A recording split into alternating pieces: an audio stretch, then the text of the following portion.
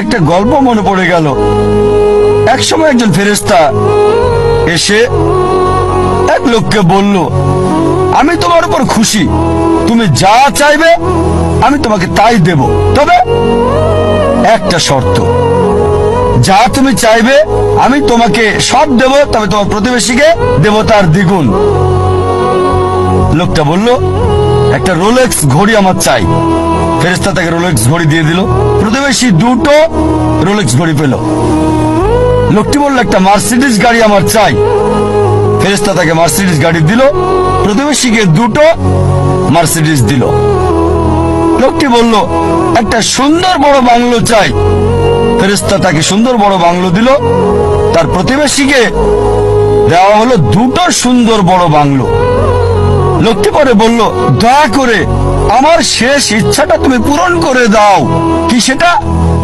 আমার একটা চোখ তুমি নষ্ট করে দাও, যাতে কিছু আমি চোখে না দেখতে পাই। চিন্তা করেন, সে তার নিজের চেয়ে প্রতিবেশীকে নিয়ে বেশি ব্যস্ত। তার জীবন সহজ কিন্তু জটিল সেটা ভাবছে না সে।